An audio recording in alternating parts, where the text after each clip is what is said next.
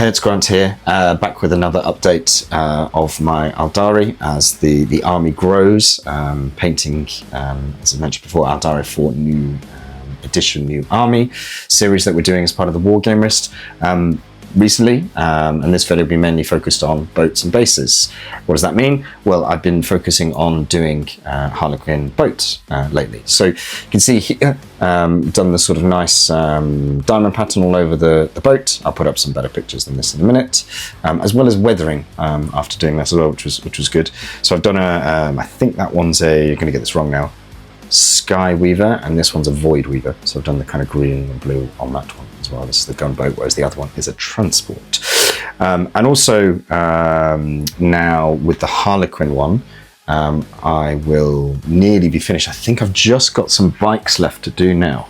A couple of these ones are then called Sky Weaver there.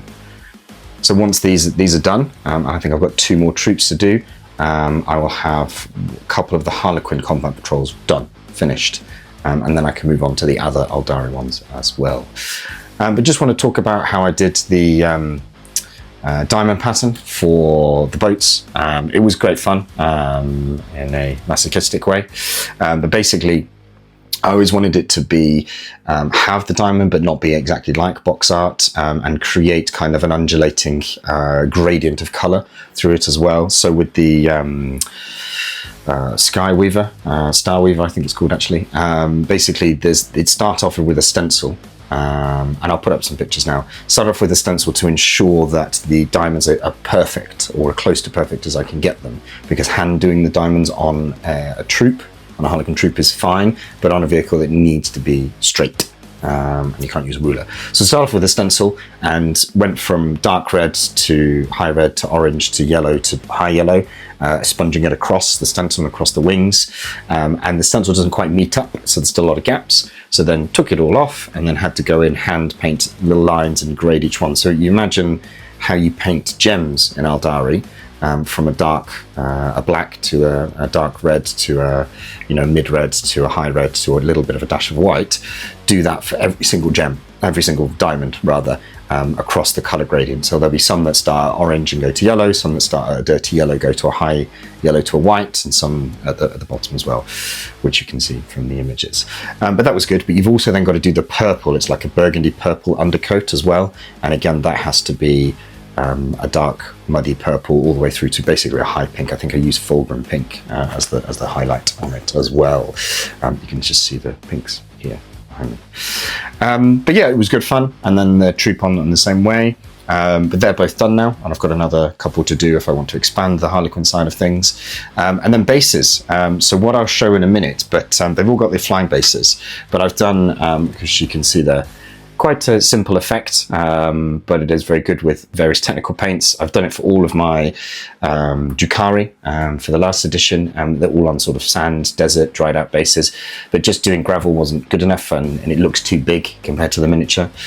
So I'll just show a top-down perspective in a minute of turning one of these into one of these, basically. And that will be my update. So here we have our raw flying base, large flying base that many Aeldari vehicles use.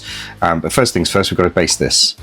First thing, do not glue this stand into the base itself before you spray. Otherwise you'll end up with a sprayed stick and you look stupid. And now I have actually sprayed my base. I can glue in the stand piece now, and then here's the sort of steps basically. First of all, you actually use wood glue. We'll get onto that in a minute.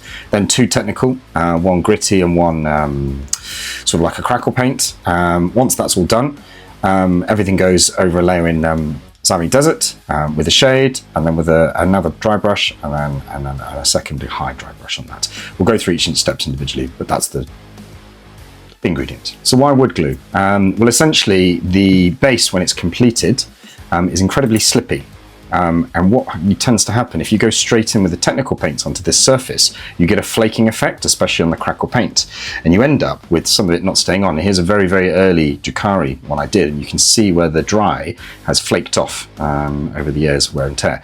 So you need a bit of friction to be able to do that. wood glue, bit of water if needed. Sometimes it gets quite thick. And just go all the way around.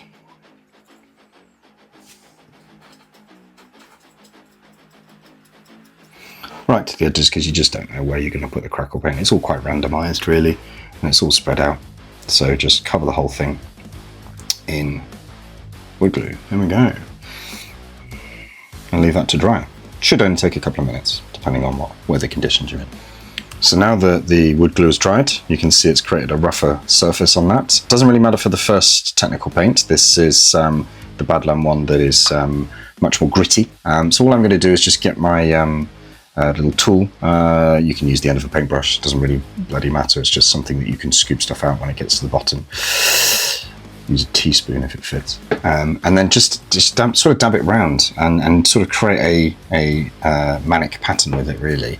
And what you want to leave is voids in this sand, and the idea is that you've got some of it that is gritty sandy, some of it that's like dried mud, old riverbed maybe.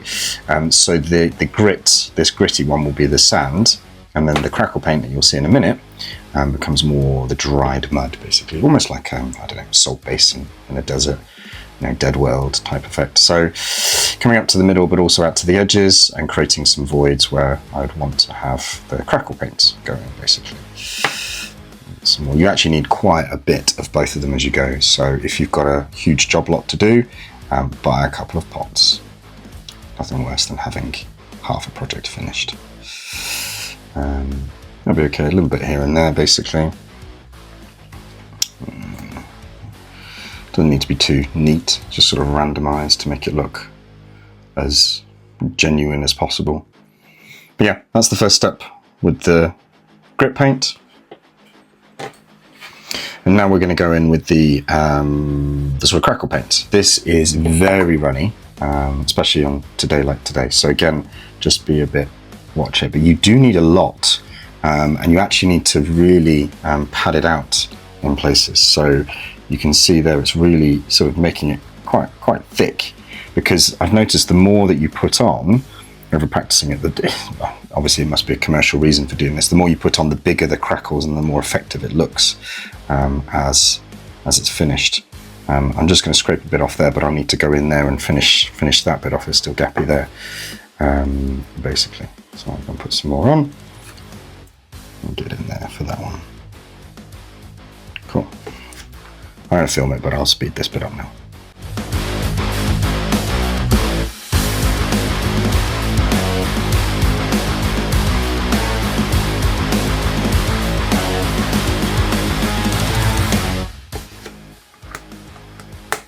There you go, and that is done. You can see how it is incredibly gloopy, so just obviously don't touch it.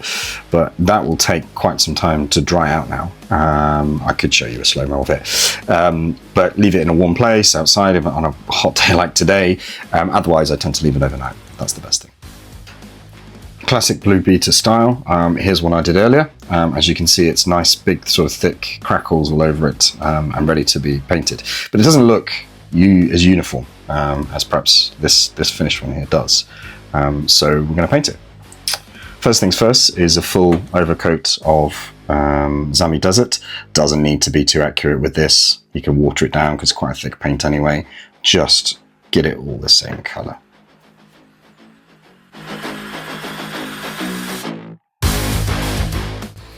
So now we're going to go in with a wash with Earthshade, Agrax, and probably needs watering down a little bit. I mean, this paint's dried out.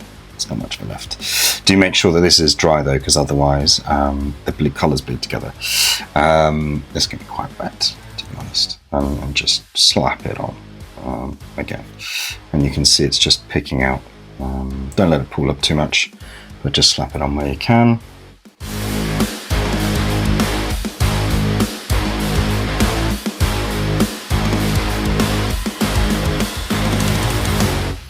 Okay, so now we're going to go and dry brush. Let's pull the brightness back up a bit. Start with Zami Desert again for the first dry brush.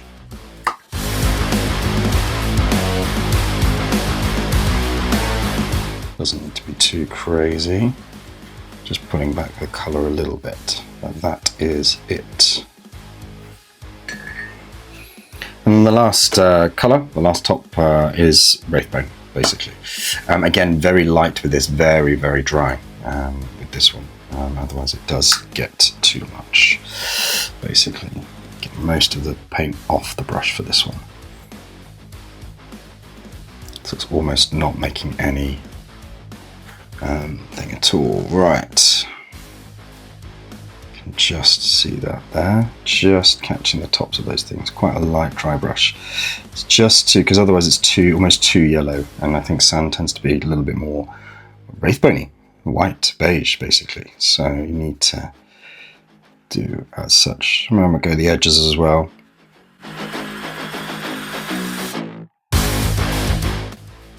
Cool. And probably then the last thing I would do. So these look like here's one I did earlier. They look pretty good now, and it's quite interesting, unique. Every base is going to be unique because of the way it's done.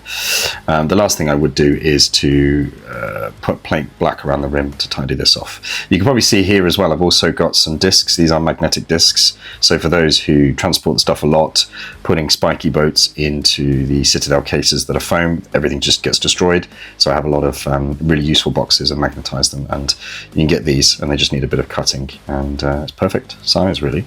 But yeah, the rim needs tidying, and then you're good to go. Base is done.